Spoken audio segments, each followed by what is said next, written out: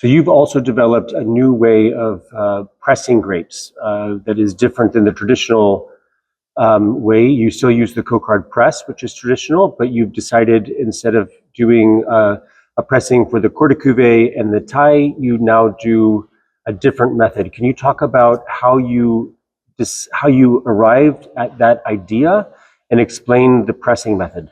Yeah, so first, keeping the Cocard pressing for me was the first step to understand how we need to press the grape, because it's the only press where you have the gravity, the juice way, and the pressing force, which are on the same way, from up to down. So it's really interesting because it helps to extract the juice from the different parts of the berry in a very organized cycles.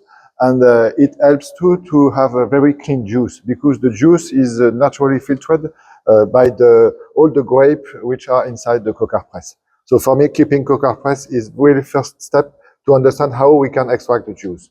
And we make a constat that in a berry, there is different area. We show that because when we make the pressing in the classic champenoise system, the cuvée is composed by different press and different size of press. So, and this constat is different for each grape, so each grape varieties and each origin of grape. So my mind was to understand how we can extract the juice from the different area of the berry, to respect the anatomy of the berry and to respect the composition of each different juice. So we know that there is three parts in a berry. So the juice from the pulp, the juice from the skin, and the juice from the seed. And these three parts give different composition to the juice. The sugar level is different, the acidity level is different, the phenolic, the tannins, the minerals are differently composed in this different juice. And for me, it's important to separate this juice, the origin of the juice inside the berry, because I wanted to adapt the vinification of each juice, because the taste is different and the oxidation need to be different. So in our system, we press the grape by respect a time and a pressure. And we increase the level of pressure all during the pressing with the Cocard press. Each retrousse separates the part of the berry. So the first press is composed by the juice from the pulp. When we finish to press the grape after 30 minutes with a determinate level of pressure, we make the retrousse, we mix the grape, and we press again with a higher level of pressure. And this helps us to extract the juice from the skin. And the last step is the juice from the seed.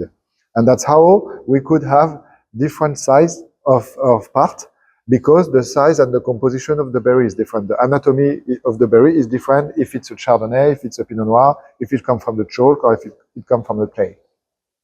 Okay, and then you keep those pressings separate and you ferment them separately, correct? Yes. So each juice is separated during the pressing, and after we fill the barrels, each part is separate in the barrels. So I want to adapt the vinification process from each part of the press separately.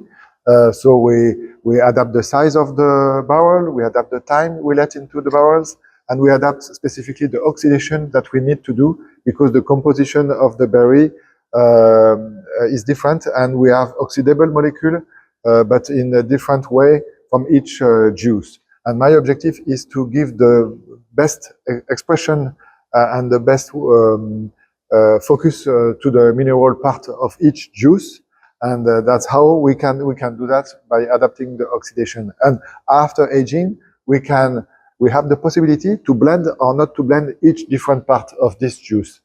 So we can use the first part, the second part, the third part in different blend or different cuvées. So you can do a blending approach with a single vineyard philosophy. Yes, exactly. We keep the system of blending, but using it in a single vineyard composition. Great.